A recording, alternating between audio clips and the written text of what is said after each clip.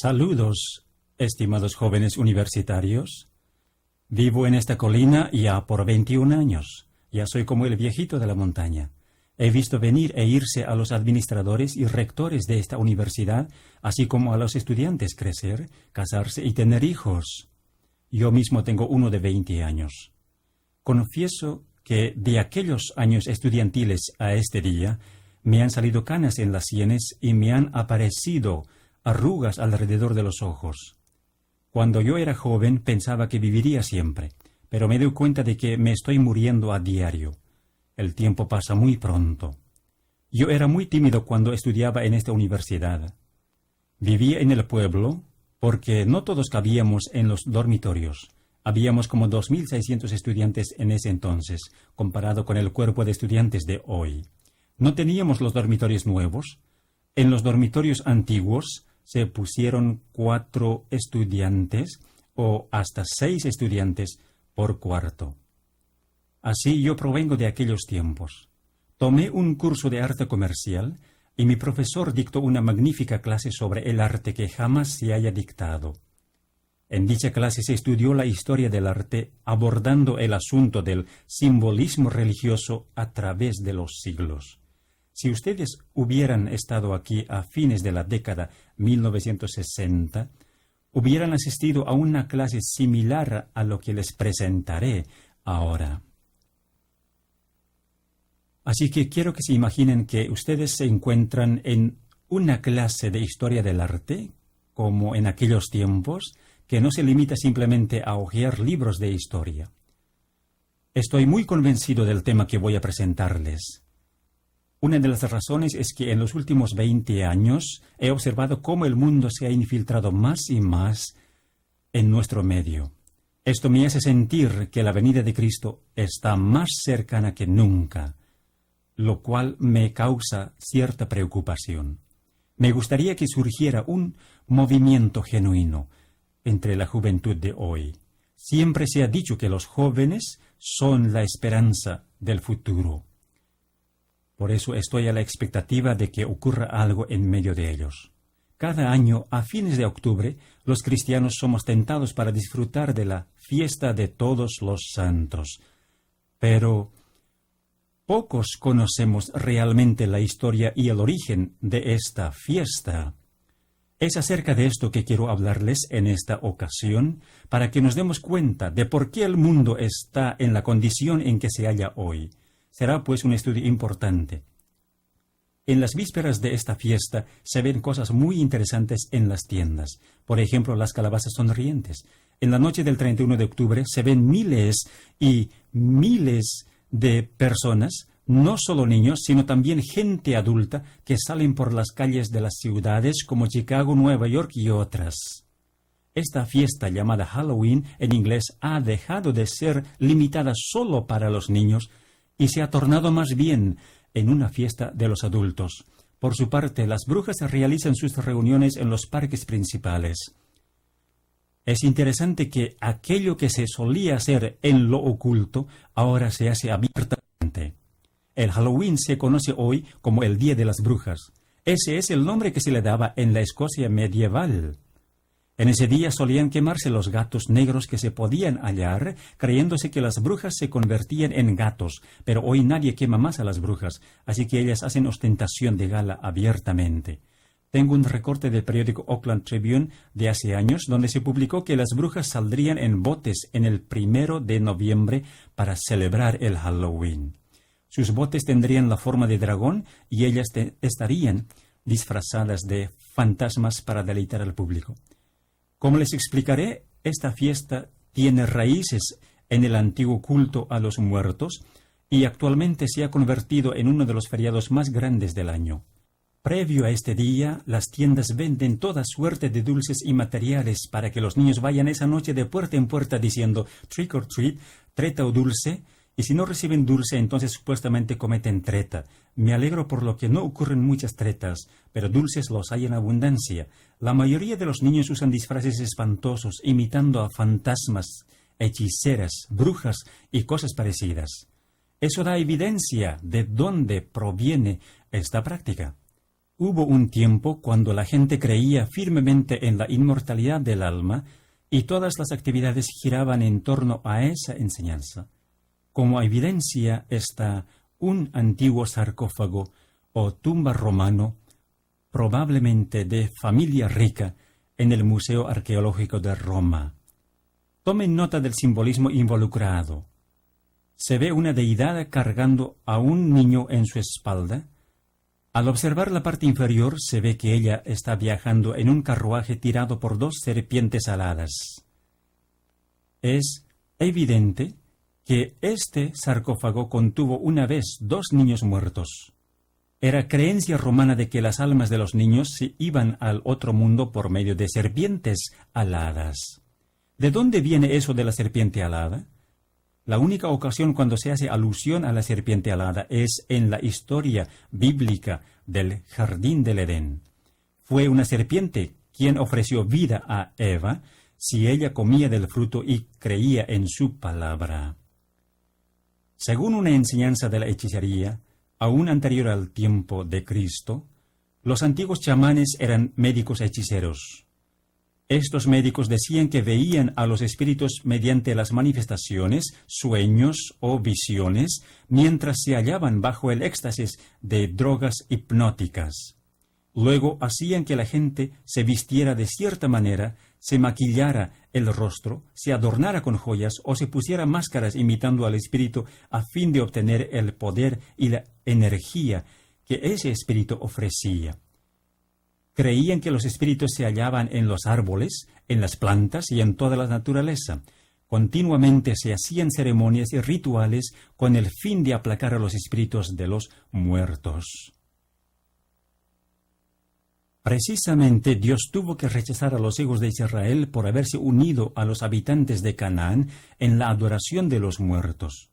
Habían llegado inclusive al extremo de pasar por fuego a sus propios hijos e hijas como sacrificios humanos ofrecidos al dios Moloch.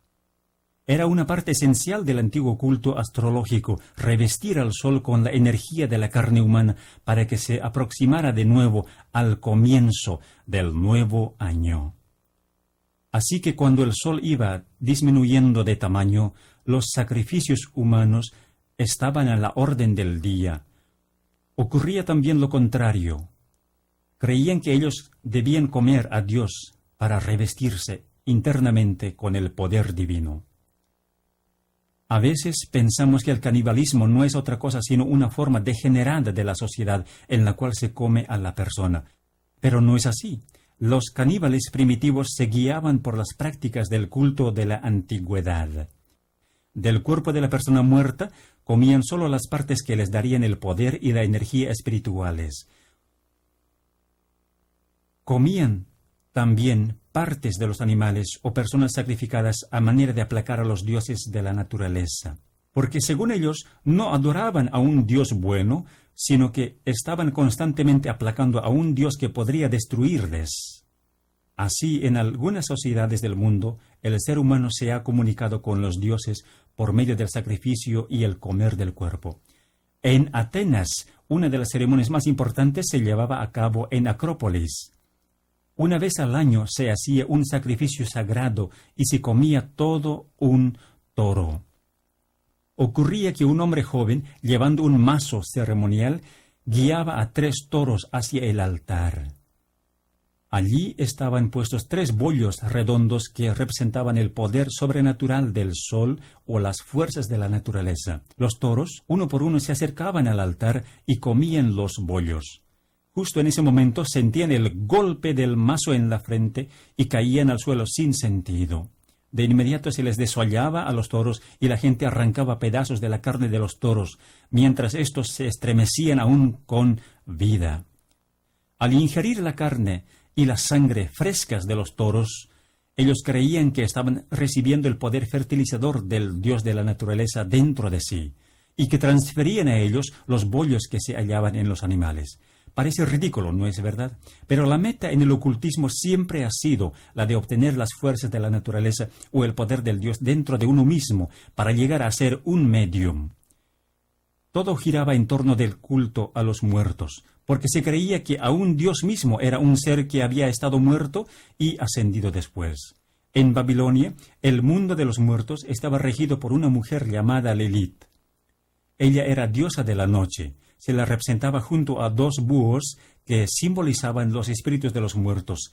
Las alas que ella tenía indicaban que ella representaba también los espíritus de los muertos. Así que la mujer en el mundo antiguo no sólo representaba lo malo, sino que también representaba al dios de los muertos como al dios de la vida. En el ocultismo la mujer simbolizaba a la autora de la madre del sol o la reina del cielo. Esta era una de las razones por qué lo más valioso para una ofrenda a los dioses era una muchacha virgen. Por ejemplo, en Egipto se ofrecía una mujer joven como un sacrificio humano al río Nilo. ¿Y qué acerca de la deidad con cuernos que se ve en este tiempo de Halloween? Pues la Biblia no habla de un diablo con cuernos. ¿Acaso habla? No, no habla. Lo cierto es que se creía que el sol era el fertilizador del toro. Así que el dios Sol, el creador del mundo oculto, era concebido como un dios con cuernos. El toro que cubría las vacas era venerado como el símbolo del creador porque se creía que procedía de él una gran fuerza de vida. Otro símbolo importante en el ocultismo era la mano. Probablemente muchos habrán visto este símbolo. Es la señal de los 3 dedos extendidos, el símbolo del dios del sol y de las fuerzas de la naturaleza. Estas cosas han trascendido los tiempos y juegan un papel importante hoy. Los antiguos dioses paganos eran representados como poseyendo el poder del sol y mostraban ese poder mediante el cayado en la mano, el cayado pastoral o el rayo, indicando que con eso ellos controlaban las fuerzas de la naturaleza. Esa costumbre permanece hasta hoy. En los templos paganos, los sacerdotes estudiaban a fondo las prácticas del ocultismo. Practicaban ritos difíciles para embotar la mente a fin de que las fuerzas espirituales tomasen el control. En el rito de la iniciación se le colocaba al sacerdote en un sarcófago real en medio de una pirámide. Se creía que ahí ocurría la concentración de la energía, que el alma se separaba del cuerpo y salía por la punta de la pirámide para hacer contacto con las estrellas, o sea, con los espíritus de los muertos, a fin de purificarse y luego volver al cuerpo. Así, el cuerpo de la unión de la muerte con el mundo espiritual y el renacimiento ocurre una y otra vez en el mundo del ocultismo. Luego, dicho sacerdote se convertía en el medium entre la gente y las fuerzas invisibles de la muerte. Esta fue la base de toda religión del ocultismo y de la superchería que se desarrolló después en el mundo.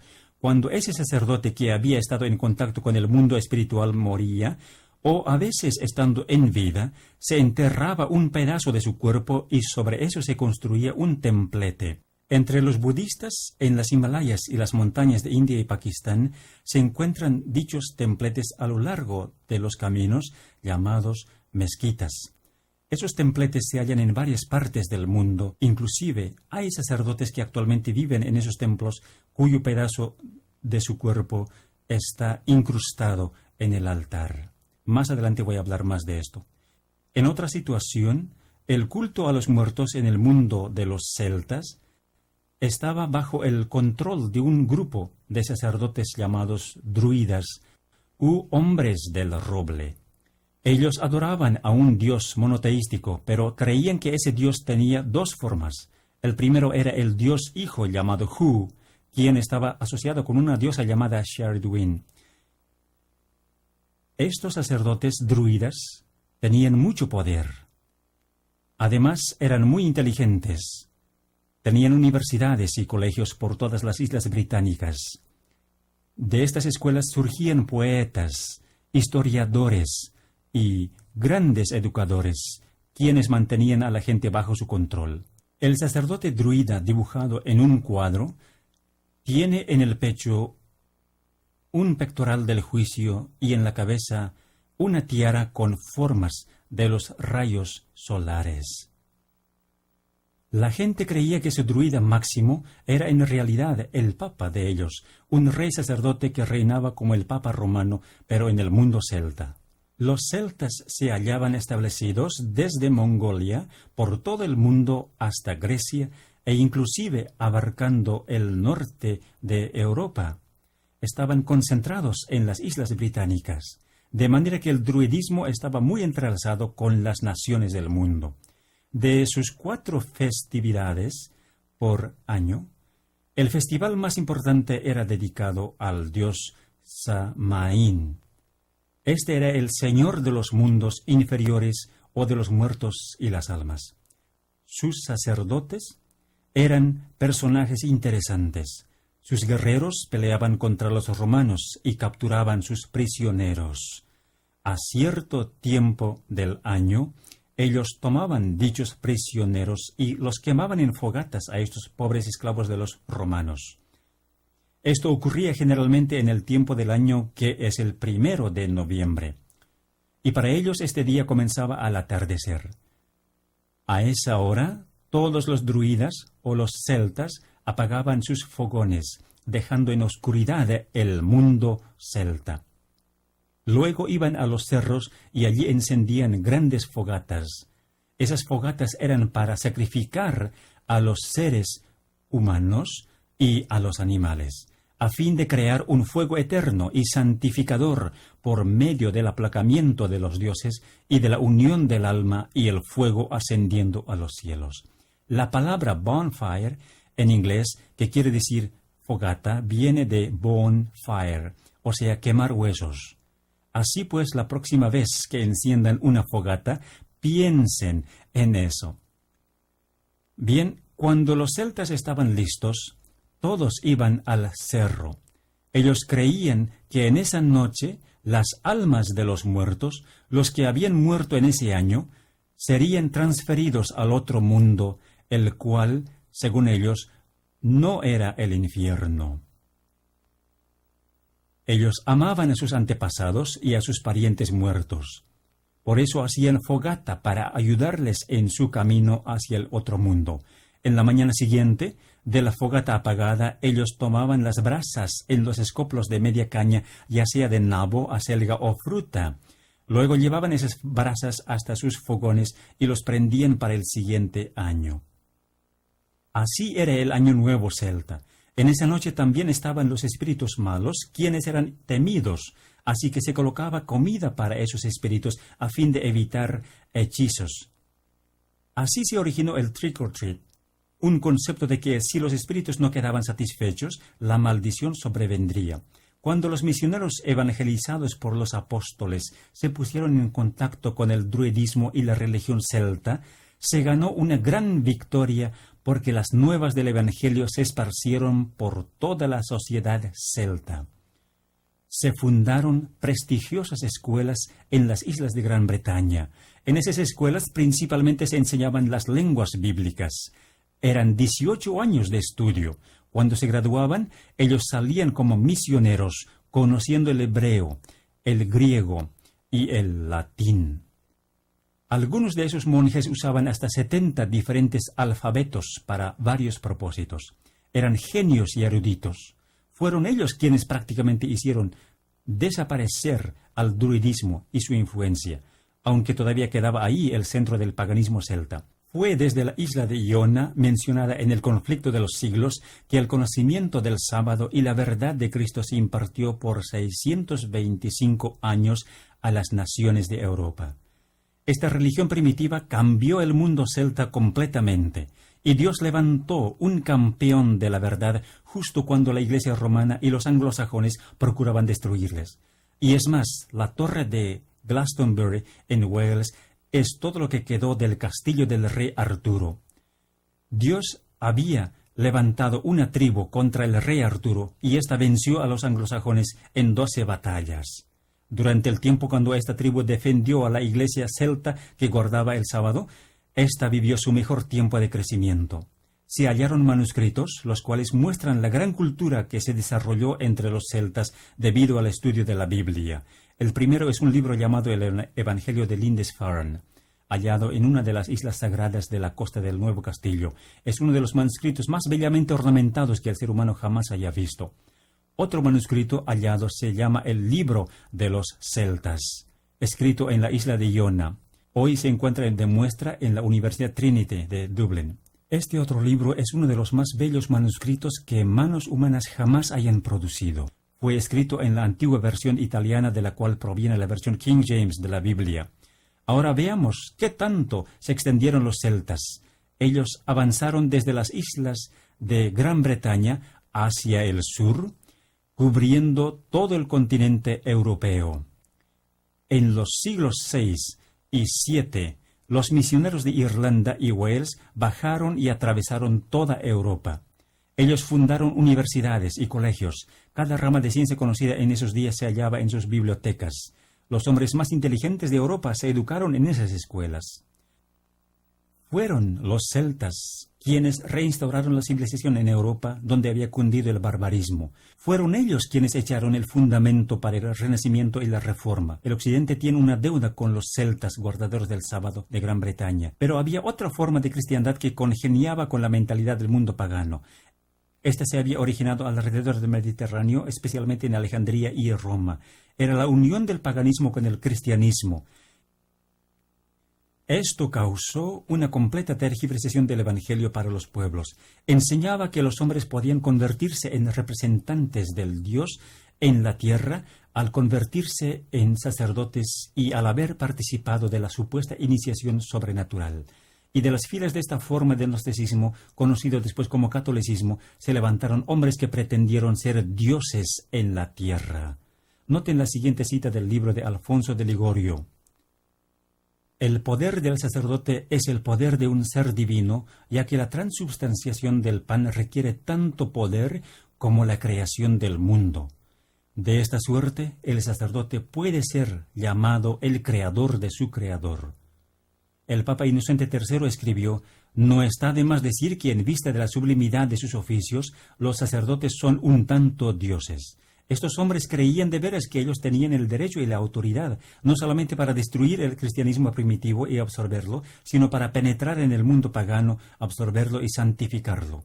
Noten lo que el arzobispo de Mainz dice: «El Señor nuestro Dios no reina más. Él ha renunciado todo poder y toda autoridad en favor del Papa». ¡Qué blasfemia! El Papa León XIII también dice: «Nosotros ocupamos en la tierra el lugar del Dios Altísimo». De seguro él va a responder de esto en el día del juicio. En el Quinto Concilio Lateranense, Christopher Marcellos dijo, dirigiéndose al Papa: «Pues tú eres el pastor, tú eres el médico, tú eres el director, tú eres el labrador, en fin, tú eres el otro Dios en la tierra». Pasmosa ceguera de la Edad Media. ¿Saben cómo ganaron a los celtas? En el año 601 después de Cristo, el Papa Gregorio I les instruyó a los misioneros de la Iglesia Católica que no debían destruir más las cosas paganas. Si los paganos adoraban ídolos o árboles, entonces los monjes católicos debían santificarlos en el nombre de Cristo, usarlos y absorberlos en favor de la Iglesia. De esta manera muchos dioses paganos fueron santificados y hoy se les adora como santos de la Iglesia y muchos ritos paganos han penetrado en la Iglesia. Tomen nota de esta cita proveniente del año 1667. Permitieron a los cristianos prosélitos cometer idolatría bajo una evasión sutil, aconsejándoles que escondieran bajo sus ropas una imagen de Jesucristo, a la cual, según les enseñaban, dirigiesen por una reservación mental esos cultos públicos que se rendían a los ídolos. Así que esa gente todavía era pagana, usando solo el nombre de Cristo. La siguiente cita habla sobre un método que la Iglesia romana ha empleado para vencer a sus enemigos en su última fase: hacer una alianza con Él, caracterizado por unirse a Él y en circunstancias especiales guiarle. Las intenciones de su aparente entrega son para aflojarle el paso, capturar y paralizar al enemigo. Por su parte, Elena G. de White dice al respecto: forma parte de su política asumir el carácter que le permita realizar mejor sus fines. Eso es exactamente lo que pasó cuando la Iglesia se puso en contacto con el ocultismo. Los historiadores, incluyendo los historiadores católicos, concuerdan en señalar que el papado es el evangelio transubstanciado en la sangre y cuerpo del paganismo. Las grandes catedrales del mundo han sido construidas según el modelo de los templos paganos de la antigüedad. Si se entra a la parte inferior de esos edificios, como yo lo hice, Se ven huesos de los muertos. Se ven también tumbas, porque el romanismo no es otro sino la continuación del culto a los demonios. Demonio es la antigua palabra para muerto. En la parte superior de las iglesias, el cobertizo no se consagra sino hasta que se deposita un pedazo del cuerpo, ropa o reliquia de un santo o de una persona muerta. De manera que, aun la adoración dirigida al cielo, en realidad se hace a los muertos. A cualquier lado que uno voltee, en dichas iglesias se ven tumbas. En la Basílica de San Pedro están las tumbas de los papas, para que la gente las bese, las llore y las adore como si tales hombres estuvieran vivos. Pero la situación más repugnante de todo esto es el hecho de que se incita a las mujeres jóvenes a donar todos sus bienes a la iglesia y a tomar el voto de silencio, ir a los conventos enclaustrados, sufrir, orar y finalmente morir por las almas que están en el purgatorio. Nunca me impresioné tanto como cuando visité la catedral de Lausanne, Suiza, y vi una gran puerta en el piso. Me di cuenta de que habían mujeres adentro. Yo quería abrir esa puerta. Algunas de ellas nunca hablaron con nadie o escuchado voz humana. Muchas de esas jóvenes en el subsuelo mueren ateas porque sus oraciones no son respondidas. Así hay miles de mujeres jóvenes que son prisioneras de este sistema horroroso y satánico. Aquí se ven dos fotografías. En la de arriba, una dama está tocando el pie de San Pedro en la Basílica de San Pedro. En la de abajo se ve ese pie que de tanto ser tocado, besado y besado por 2000 años, tiene ya los dedos todo gastados. Esta estatua solía ser la estatua de Júpiter en el Panteón, pero ahora está en Roma y lo llaman San Pedro. Una de las cosas más repugnantes del romanismo es la misa. La misa no es la comunión cristiana, ni siquiera en lo mínimo. La misa es la continuación del acto de comer al dios de los caníbales, practicado en el mundo antiguo. El cayado que se ve en la Iglesia Católica es en realidad el mismo que el rayo, el cayado antiguo o la vara mágica. ¿Y qué acerca de la veneración a la Madre? Esto procede del tiempo de Isis, la reina del cielo. Ella dice: yo, Isis, soy todo lo que es o lo que ha sido, el fruto de mi vientre es el sol. Ella es representada como la Madonna con el niño, así como era representada Sheredwin con Hu entre los druidas. Las imágenes de Madonna y niño fueron veneradas en muchas culturas del mundo. La imagen de Madonna se encuentra ahora en la Basílica de San Pedro. El niño que se encuentra en sus brazos es el sol. No hay duda acerca de dónde proviene el romanismo. Cuando se repasa la historia y se ve cómo tomó el paganismo y la iglesia primitiva, se tiene una escena de lo más horrible que ojo humano jamás haya visto. La práctica de los ritos del ocultismo continuó, pero dentro de la iglesia. Hay gente que, sin conocer nada de la fisiología y de las ciencias naturales, practica los ritos del paganismo que caben en su área, pero adaptados al sistema romano. Mucho de lo que se conoce de la hechicería moderna no solamente fue ideada, sino también practicada en los monasterios de Europa. En este libro que se halla en las bibliotecas, Ignatian Fireworks of the Fiery Jesuits, hay una declaración de las creencias de la flora innata de los sacerdotes católicos romanos. Se lee: yo creo en dos dioses. Uno está formado metafóricamente por el Hijo, el Padre y la Madre, de acuerdo a la generación temporal, y el otro está formado metafóricamente por la Madre y el Padre de acuerdo a la generación temporal, como si fueran hermafroditos. Nuevamente se lee: ellos afirman que la asiduidad de un encantador experto en las artes diabólicas puede considerarse digna de mérito, que el adivino no está obligado a restaurarse si ha consultado al diablo, ni confesarse, aun cuando haya invocado expresamente al diablo, y que es lícito consultar a un encantador.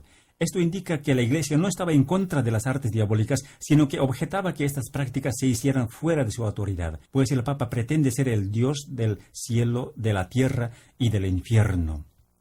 En una pintura antigua se muestra a un santo cristiano teniendo problemas con el diablo, a quien le vence con los poderes mágicos de María. Esto es lo que se ve en la Iglesia. Se aceptan milagros, magia y antiguos ritos que provienen de la idolatría pagana. Por ejemplo, una de las órdenes más selectas de la historia de la Iglesia fue la Orden de Caballería de los Templarios. Esta orden fue fundada para proteger a los peregrinos que iban al Medio Oriente. Estando allí, ellos se pusieron en contacto con los encantadores y magos de esa parte del mundo, uniendo así la religión católica con la misteriosa religión cábala de los judíos del Imperio Árabe. Así se formó la religión secreta entre los templarios, en la que se adoptó el dualismo oriental, es decir, que Dios es tanto bueno como malo. Esta era la imagen que los caballeros templarios de la Iglesia Católica Romana besaban mientras arrojaban la cruz al suelo. Así se puso la base para la brujería moderna. Esta imagen era una divinidad hermafrodita. No fueron los paganos quienes realmente la crearon, sino fueron los miembros de la Orden de los Templarios de Roma. Cuando hubo una persecución en el siglo XIII, pues la Iglesia quería los bienes que los caballeros templarios habían acumulado, ellos huyeron a Escocia. Allí pusieron sus intereses a disposición de los sacerdotes druidas y de la masonería inoperante, formando lo que se conoce hoy como masonería. Originalmente esta era una institución católica romana a cuyo servicio siempre ha estado, y sus más altas órdenes eran confirmadas por los sacerdotes jesuitas de Roma. Ahora vean lo siguiente. Este es otro ejemplo de la unión del paganismo con el catolicismo. La religión vudú es un fenómeno interesante. Muchos de los practicantes son católicos romanos que realizan al anochecer sus prácticas supersticiosas. Es la unión del catolicismo con el paganismo. La palabra vudú está relacionada con la palabra italiana waldensi, que quiere decir gente del valle. En francés se llamaban vaudois a los albigenses y valdenses, a quienes la Iglesia Católica les relacionó con vudú. Sin embargo, los vaudois eran cristianos guardadores del sábado.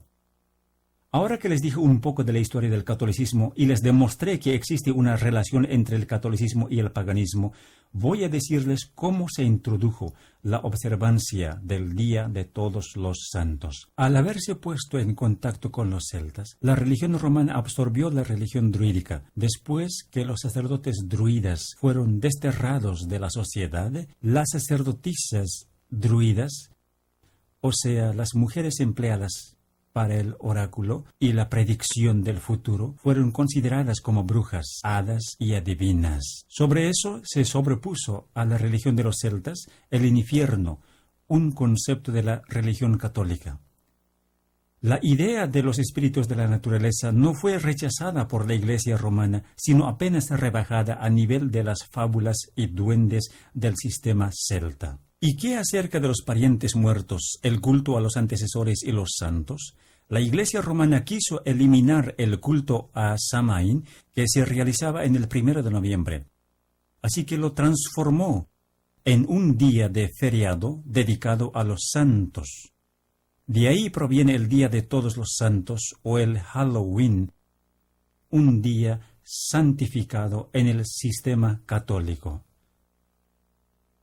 Se espera que en ese día los católicos honren a todos los muertos, o sea, los santos que han ido al cielo, y hagan oraciones a ellos. Pero el vulgo celta no estaba contento con eso. Ellos querían algo cercano a su antigua religión, así que la Iglesia, a fin de absorber la religión celta, creó otro día de feriado y lo llamó Día de las Almas.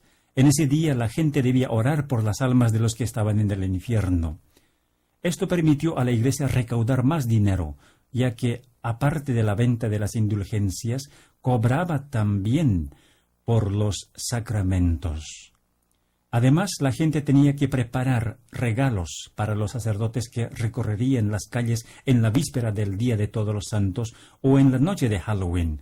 Tenía que darles regalos y dinero, a fin de comprarles las oraciones en beneficio de sus parientes y sus amigos muertos que estaban en el purgatorio. El poder de la Iglesia romana se hallaba en el concepto del infierno, en el cual solo los sacerdotes podían ministrar. El prender las velas o las lámparas está relacionado con el espíritu de los muertos. Como ejemplo, he aquí la historia de cómo se originó el fuego fatuo o la lámpara de calabaza. Había una vez un hombre llamado Jacques que había hecho un pacto para ser el maestro de los maestros del arte de la herrería, según la historia católica romana. A causa de su orgullo, Jesús y Pedro vinieron a visitarle y disuadirle de su pacto, Pero él no les prestó atención. Así que Pedro le dio de escoger uno de 3 deseos, esperando que escogiera el más acertado. Sin embargo, dijo, si yo convierto a una persona en árbol, yo quiero que él se quede así. Si lo convierto en una silla, quiero que se quede así. Y si lo convierto en mi bolso, quiero que permanezca así. Cuando el diablo regresó después de 7 años por su alma, tal como había sido pactado, Jack se dio la maña de convertirlo en árbol, después en silla y luego en su bolso. Jack solo le dejó ir después de recibir la promesa de que obtendría otros 7 años. Esto ocurrió 3 veces hasta que el diablo tuvo mucho miedo y se regresó al infierno. Cuando Jack murió, supuestamente él fue al cielo. Pero San Pedro le dijo, no, tú no escogiste el cielo en tu deseo, vete de aquí, no puedes entrar al cielo. Así que Jack se fue al otro lugar. Cuando el diablo le vio venir, él tuvo miedo de Jack. Así que ordenó a sus demonios que cerrasen todas las puertas del infierno para evitar que Jack entrase. Jack estaba mascando un nabo en ese entonces, una planta muy común de la época. Antes de retirarse, él tomó del infierno una cucharada de brasas. Algunos dicen que fue el diablo quien le arrojó a Jack con un carbón, pero no se sabe lo cierto. Así, Jack puso las brasas en el nabo y se lo llevó consigo, yendo errante por el mundo con el fuego fatuo. En los Estados Unidos se usa la calabaza en vez de nabo, pero lo cierto es que ese fuego fatuo, o sea, la lámpara de la calabaza sonriente, es símbolo del antiguo culto a los muertos. Ahora, ¿de dónde provienen las brujas? Esto es muy interesante. Muchos creen que la brujería surgió a mediados de la Edad Oscura o la Edad Media. ¿Quiénes eran? Algunos dicen que eran mujeres jóvenes diestras en el arte de las hierbas y brebajes y que a medida que envejecían se perfeccionaban en las artes mágicas, que era una tradición de su cultura. Por su parte, los de la comunidad les pagaban por sus servicios, ya sea por la preparación de los brebajes de amor para unir a 2 personas o las bebidas medicinales. Pero la Iglesia romana quiso eliminar a estas curanderas que competían con sus propios sacerdotes. Así que ilegalizó la actividad de esta gente. Con todo, el aura de la brujería duró en Europa por muchos años, pero en el siglo XIII, con el establecimiento de la Inquisición, algo más pasó. Por ese tiempo, el pueblo de Dios, los que guardaban el sábado, los que santificaban a Cristo como el único mediador entre Dios y los hombres, los que aceptaban la Biblia entera, se estaban esparciendo por toda Europa tan rápidamente que no se les pudo detener. Fue en ese tiempo que la Inquisición se estableció y ocurrieron cosas horribles. Los que amaban la palabra de Dios, los que se habían separado de la sociedad a fin de adorar a Dios, los que creían que la Biblia era la regla de sus vidas, fueron marcados como brujos, adivinos y hechiceros y adoradores de Satanás. Y debido a que se reunían en las cuevas, en los barrancos o en las montañas, se les juzgó de estar realizando sábados de brujería, de manera que en la obra de destrucción de la iglesia primitiva en el sur de Francia se llevó a cabo una obra de tortura sistemática para sacarles la confesión y para hacerles creer que ellos realmente creían en esas cosas. Todo eso quedó registrado en la historia. La Inquisición fue una terrible máquina del lavado cerebral, no solo para los que sufrían la tortura, sino también para la gente de afuera, por dejar una influencia negativa en la Edad Media. De esa manera se quiso hacer creer que los creyentes en la Biblia sacrificaban sus propios hijos y realizaban horribles ritos delante del diablo. Este cuadro muestra la escena de una cueva donde los soldados del Papa, bajo el duque de Savoy, entran para destruir un servicio de culto de los creyentes de la Biblia. Pero el registro más terrible de todos es lo siguiente. En una hermosa ciudad en el sur de Francia llamada Albi, vivían los que se conocen como albigenses. Ellos fueron el objeto de las grandes cruzadas de la Iglesia Católica. Fue cerca de la ciudad de Béziers, al sur de Francia, donde 1 millón de albigenses fueron destruidos. Algunos escaparon, otros resistieron y aguantaron hasta el último en Montségur, al sur de Toulouse, hasta que el último de ellos fue capturado por los soldados del Papa y torturado hasta la muerte. Esta fue la suerte del pueblo de Dios, y esta es la historia que Dios quiere que sepamos, porque vamos a vivir una historia similar en el próximo futuro. El ocultismo de hoy es un híbrido producto del catolicismo romano, la madre de las rameras y de las abominaciones de la tierra. Hay miles y miles que están adheriéndose al ocultismo hoy. No conocen a Jesús, No saben acerca de la virtud de vivir una vida plena y feliz. Por eso están buscando la satisfacción espiritual en el ocultismo. Muchos niños crecen solo para sangrar o para ser usados como sacrificios humanos. Algunos son forzados a comer la carne de sus compañeros de juego, muertos por la fuerza. Poco nos imaginamos de lo que está ocurriendo a ocultas. Cerca de 4 millones de niños desaparecen cada año en los Estados Unidos, muchos para ser sacrificados. Una vez, yo estaba viendo por televisión un debate sobre este asunto y se le preguntó a un agente policial, ¿cuán frecuente es esto? Contestó que ocurría en cada ciudad. Sí, ocurre en todas partes. Es el movimiento de mayor crecimiento. Yo les digo que el Halloween no es una celebración inocente. El libro A Trip into the Supernatural, escrito por Roger Monod, habla de un grupo selecto que está detrás de la brujería y del satanismo. Habla de la adoración al mismo Satanás como un ser hermoso. Inclusive muestra un cuadro de Satanás en la sala de culto como un ser bello, no un dios con cuernos como fue inventado por el catolicismo, sino un ser hermoso.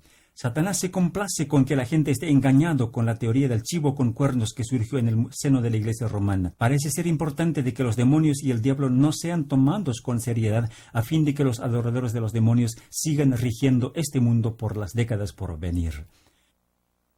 Roger habla con mucha seriedad. Él dice que a los espíritus les gusta inventar maneras de cómo atraer a la gente a este culto.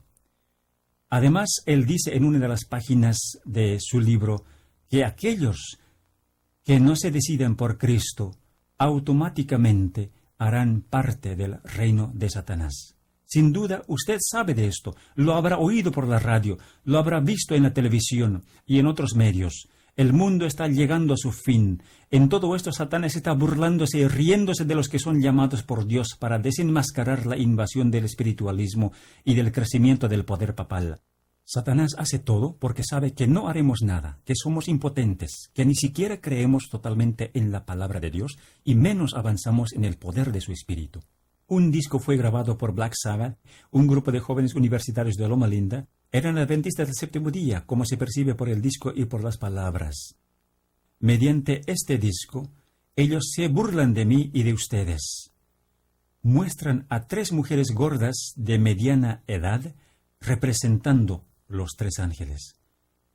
Están sentadas sin hacer nada, como en la condición de la Odisea.